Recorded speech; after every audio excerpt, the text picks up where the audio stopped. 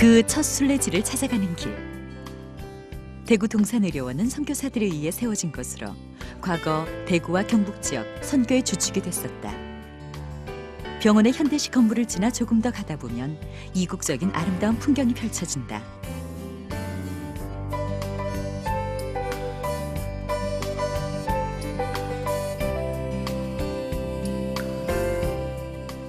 가장 먼저 눈에 띈 건 작은 사과나무 한 그루. 네, 목사님, 이 사과나무는요. 네. 우리 초대 동산병원장인 존슨 박사께서 한국에 오니까 가난하고 먹을 것이 좀 부족했거든요. 그래서 네. 그 미국 자기가 있는 미조리주에다가 네. 미국 사과나무를 72그루를 이렇게 수입을 하게 됩니다. 네. 지금 78세대입니다. 아, 그리고 네. 대구시 보호수 1호고요. 네. 유일한 대구 사과나무의 효시라고 아주 유명한 사과나무입니다. 아, 네. 네. 이곳은 1999년 개원 100주년을 맞아 실제 선교사들이 살던 집을 개조해 선교, 의료, 교육 박물관으로 일반인에게 개방하고 있다. 100년 전에 예. 이런 건물이 이 지역에 세워질 때 이 지역에 살던 우리 조선 사람 다들 놀랐겠네요. 그렇습니다. 이 선교사님들 오셔가지고 집을 때 미국 방갈로풍으로 집을 줬어요. 근데 그 당시에 뭐 많은 나라 사람이 참여했고 안에 내용도 아주 그 설계를 잘한 미국 선교사님이 편하게 살 수 있도록 네. 그렇게 설계를 해서 그럼 짓습니다. 한번 좀 안내 좀 해주실래요? 예, 그러시죠. 네, 예. 네.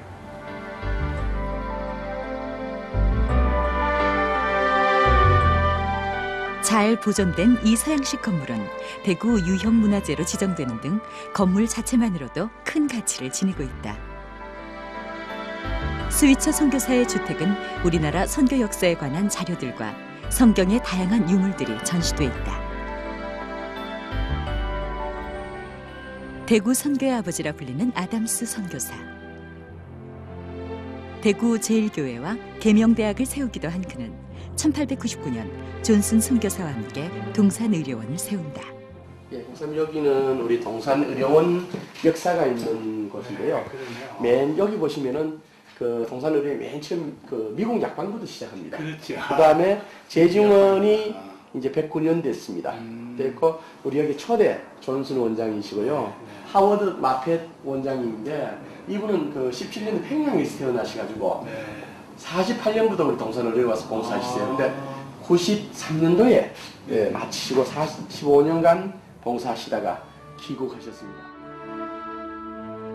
지금의 동산의료원이 있기까지 이곳을 거쳐간 수많은 선교사들. 동산의료원은 그 선교사들의 뜻을 이어가기 위해 국내외 의료 선교와 교회 개척 사역을 해나가고 있다. 지금 다 우리가 사랑의 빛을 갖기 위해서 직원들이 이렇게 내어진 그거의 일부 가지고 봉사를 하고 있죠. 챔니스 선교사가 살던 이곳은 1993년 미국으로 돌아간 마펫 원장이 실제 생활하던 곳이기도 하다. 이곳은 동산의료원에서 사용하던 의료기구들을 전시, 의료박물관으로 사용 중이다. 전시된 의료기구들은 열악했던 우리 의료 환경과 당시 도입된 서양의학을 한눈에 볼 수 있어 동산의료원뿐 아니라 우리나라의 의료 역사에도 큰 의미를 가진 자료들이다.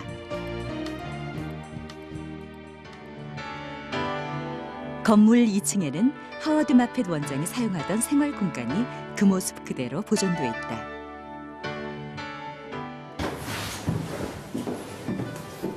아, 여기가 바로 마포 하열 원장님의 책상인가 봐요. 아, 예, 그렇습니다. 이 하워드 마펫 원장님이 45년간 우리 병원에 와서 봉사 안 하셨습니까? 그 병원에 계시다가 집에 오면 여기 앉아서 또 이제 직접 그 미국에 있는 그 후원자들한테 대표도 쓰고 타자로 정리 다 해서 우리 보고도 하고.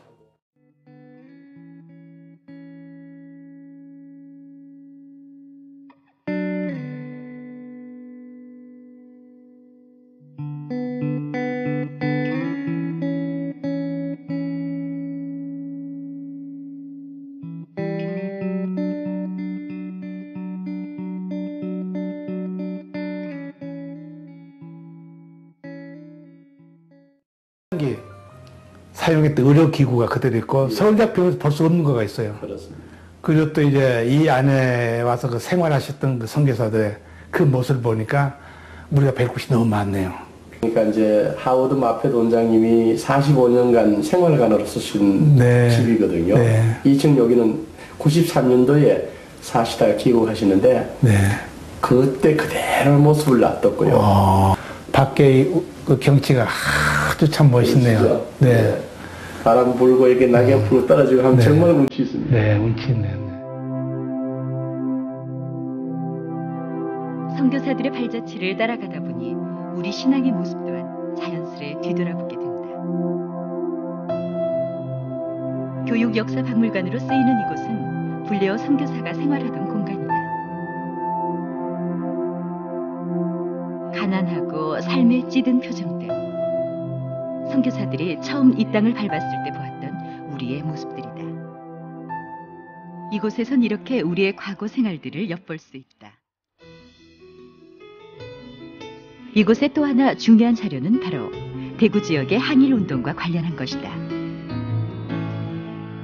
우리 민족에 대한 일제의 만행과 대구 지역의 항일운동 자료들이 잘 정리되어 있다. 우리가 힘들게 살아온 과거를 보면서 지금 우리에게 주어진 것들이 얼마나 소중한 것인지 새삼스럽게 깨닫게 된다.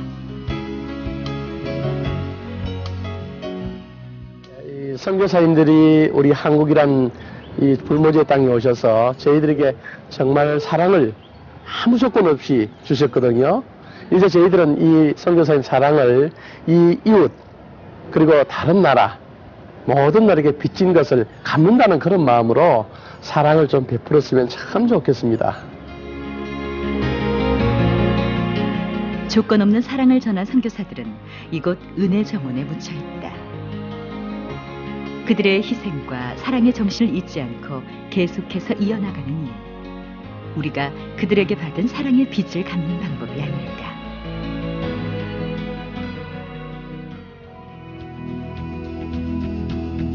호남 지역이 한눈에 내려다 보이는 이곳 지리산.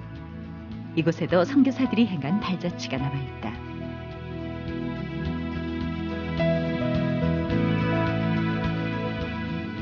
사시사철, 많은 사람들이 찾는 곳이지만 이곳에 기독교 성지가 있는 줄 아는 이가 얼마나 될까? 많은 사람들이 이 노고단을 찾고 있지만은 대부분의 사람들이 선교사 유적지가 있는지를 모르고 있는 것 같습니다.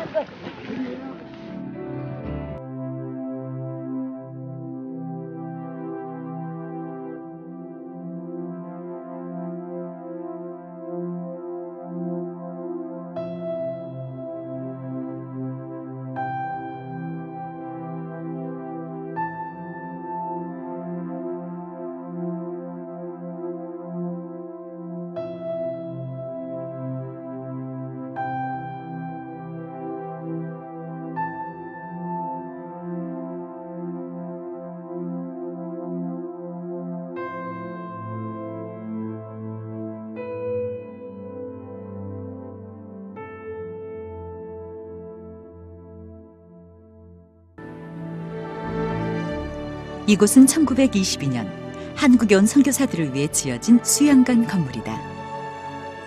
지금은 건물의 흔적만 남았지만 순천 지역 선교부가 지은 이 건물은 당시 선교사들의 휴양지이자 세미나를 여는 공간으로 사용됐었다.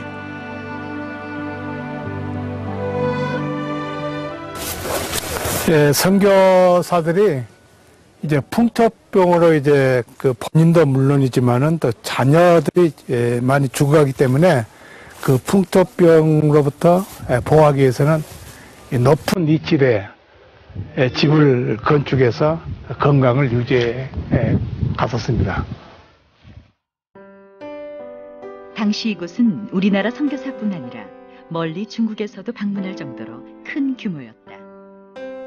짐작만 가능케 할 뿐 폐허가 된 채 남은 지금의 모습이 안타깝다. 이곳은 선교사들이 많은 일들을 행한 곳이기도 하다. 레이놀드 선교사가 예레미야를 제외한 구약 성경 번역을 마친 곳도 바로 이곳이다. 이 글씨가 특이하지요. 종.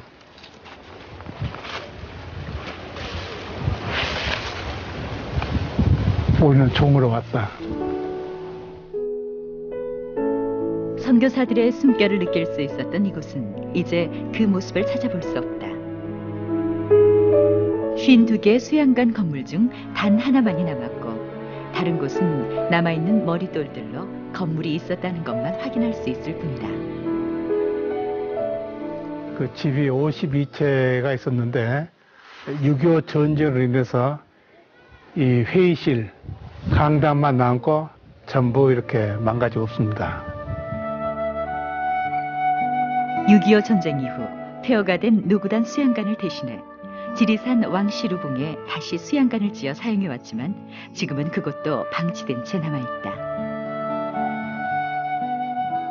그 안에는 강당도 있고 또 창고도 있고 개인집들도 있었는데 지금 그 건물들을 관리하지 못하고 허술하게 남은 채 남아있는데 제 생각에는 우리 한국교회가 지켜야 할 그 건물인데도 무관심하지 않았나 하는 생각이 들고 또 하나는 부끄럽다 그런 생각이 들기도 합니다.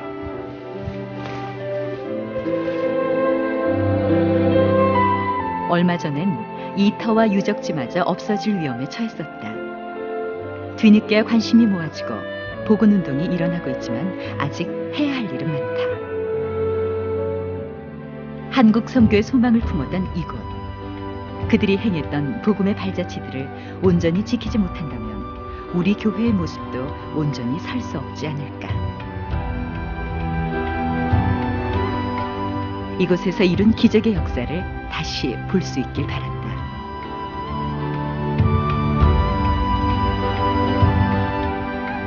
가난한 자들과 병든 자들을 돌보며 복음을 전한 선교사들. 그들이 남긴 발자취는 모두 자신을 희생함으로써 얻은 결과였다. 우리가 기억하고 지켜야 할 신앙의 모습을 잊고 있지는 않은지 다시 한번 생각하게 된다.